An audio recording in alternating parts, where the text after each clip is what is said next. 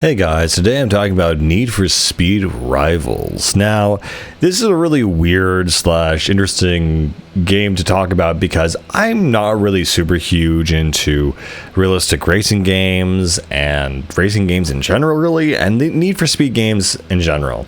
But ever since I got Game Pass, I was able to try kind of all the Need for Speed games that were on there, including Hot Pursuit, the Need for Speed Remake, and Rivals. And it was really shocking to me how much I enjoyed Rivals and how much a lot of classic Need for Speed fans hate it because it is such a divergence in the formula, and I actually really enjoyed that. And so I don't know, I'm just gonna get into this game. I really enjoy it. I love this game. It's very fun because one of the main things is that the camera is very zoomed out from the car usually, and that's kind of to display that the world is, or the game is kind of about the world more than the car itself. In past games, there's all these customizations and like amount of things you could do, like everything from the headlights to, you know, the spoilers. Like you could customize every inch of your car. While here it's a lot more streamlined, and also it's a lot more about the world. And so you're again in this fictional world where everything is kind of based on more or less the different aspects of you know, the kind of the East Coast. And so you have different biomes of deserts, snowy mountains, seasides, and normal just kind of mountain roads. And so it's this really cool mixture of different environments and biomes that makes it feel semi-realistic. And so as you go through the story really isn't important. You have a guy called Zephyr who is this racer, and he says, I want to be free, so that's why I race. And so the cops counter that whereby going undercover, and so they get like undercover cop cars of like Lamborghini cop cars and stuff like this. And so that's kind of like, you know, the most of the story. There's nothing really going on there besides that. But what really struck me about this game is, one, it really encourages demolition and destruction. So it gives you these special powers like a shockwave, EMP blast, you know, spikes that you can deploy, lots of different abilities you can use to take out other players in a race or other cops. And I just find it to be so incredibly fun and destructive in this sense that I just can't get enough of it. I don't know. It's just really amazing how well it's made, really, and how fun it is. Another thing that I really appreciate about it is also the music selection. I know that the other older Need for Speeds also had pretty good selection of songs and whatnot, but here I felt like they really hit a really great selection where a lot of these artists I've gone and looked into, and of the Need for Speed games I've played, including Most Wanted, this one is actually my favorite soundtrack. It just has a really good vibe to it, really great tracks, and I feel the music in these games plays a big component in how we perceive them. And so Rivals is definitely something that's definitely up there. The other thing I also like about this game is just the fact that struck me is the environment, something I usually don't notice, but when you're driving, there's always something in the air. There's always like leaves or particles or debris, or snow or sea, you know, like the sea waves, that, you know, the moisture that comes off the waves when it hits the seawall. There's always some kind of particle or something happening in this world that makes the world feel alive. And I realized just putting stuff in the air just kind of makes the world feel like it's really alive, and it feels really cool, and I love it a lot, frankly. The other thing I also think is really cool and interesting is that so you have two choices when you start this game. You can either play as the racer or as the police. And this was kind of the main drive of this game, that's called Rivals, which is one that you can choose, you know, two separate types of stories. And I mean, the officer one is pretty streamlined and straightforward, while the racer one is the real kind of meat of the thing.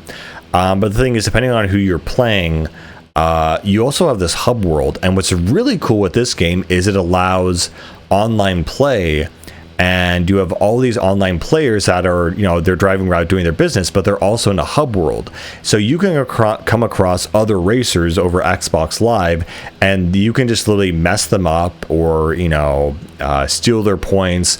Or if you're a cop, you can take down other racers, and that is actually a lot of fun. And that's why, it's called Rivals. And you'll see, someone's gamer tag with their, profile picture pop up, and that'll tell you who they are. And it's so cool how everything is displayed on a map, essentially.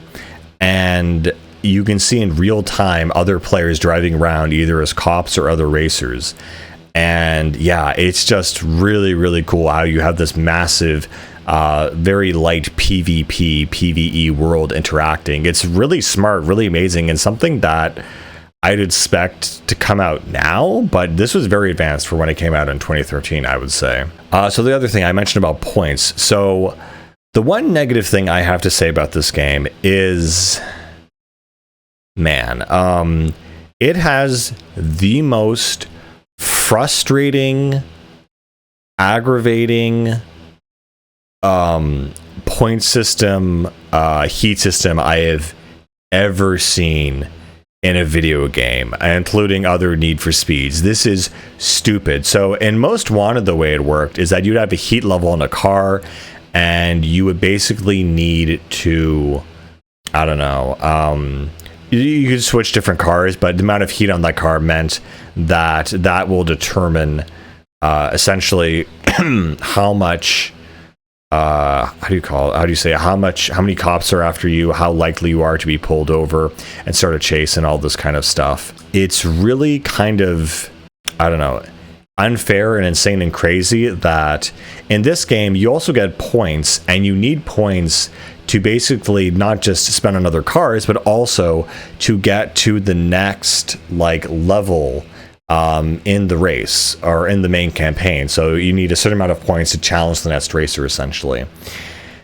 And this also worked in Most Wanted, but you basically kept your points even if your car got wrecked or totaled. However, in this game, if your car gets totaled, you lose all your points for that streak. So all of the so you also have to do challenges like speed challenges and races as well, which also count towards your score.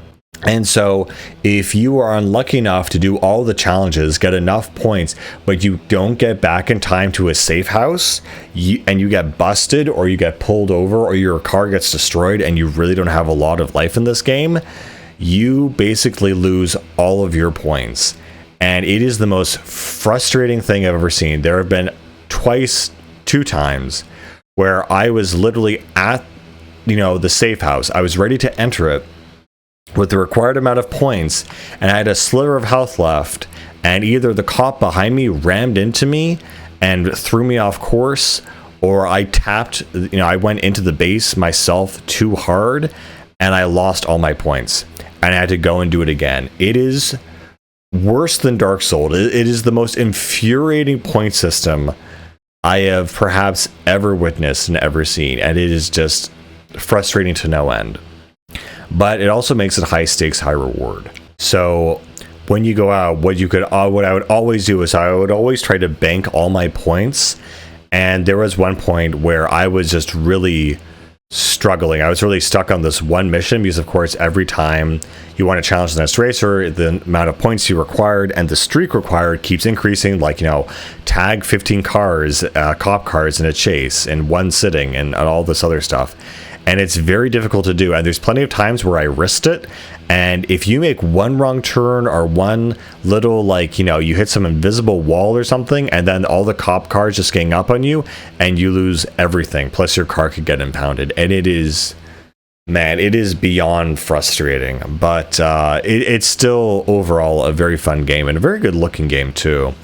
Again, just racing around this fictional kind of seaside city. And all these different biomes it's a lot of fun, and the challenges are very, very cool. I will admit, though, it does get kind of repetitive at the end of the game, but it's kind of every Need for Speed game. There's only so many different ways that you can race a car or do challenges and quests and stuff. But again, I just really enjoyed the overall feeling of the game, the vibe of the game. It's very fun, very addicting, and I basically thought, I'd sit down, I play this, and I'll just move on to something else. But I played the game straight from the point I picked it up to when I beat it. It had me hooked. I needed to beat this game because it was just so cool and so good, and just has such great music as well in it as well. And of course, the car selection is really great. Of course, you know how these games work. You go through the basic missions and you get better cars as you level up, and they have better control, and then that unlocks better challenges and all that good stuff. It's also very interesting that when it changes to night, the whole atmosphere of the game kind of changes. It's very cool.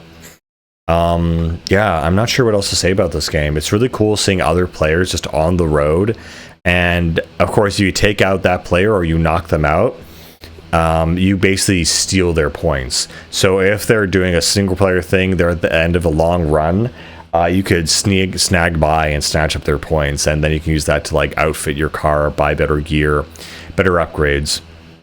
Again, I see why people might not like this Need for Speed, because what you can use your upgrades on is like better body armor, better speed, better, gadgets, whatever. And like, I only fully upgraded the very last car in the game because the amount of money it takes to like do all that basic work is just ridiculous. And by the time you get to the next section or area, you're going to unlock a way better car for its base stats, better than if you had fully upgraded your previous car. So that's just how it goes.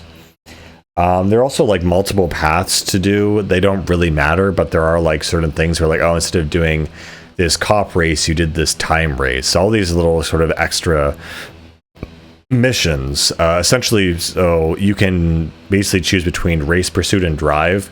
And so you just need to get a certain amount of objectives in order to go to the next challenge, essentially.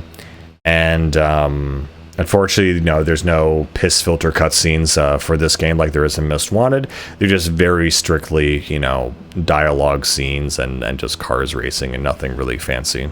And of course, you're finding that, one set of objectives is too difficult, you can change to another set and try that one instead. And so that really feels interesting, but the idea that you would go back and do a different kind of thing. So technically the game is encouraging you to beat it at least 3 different times, which I personally don't think that's reasonable unless you're really fanatical about it. But yeah.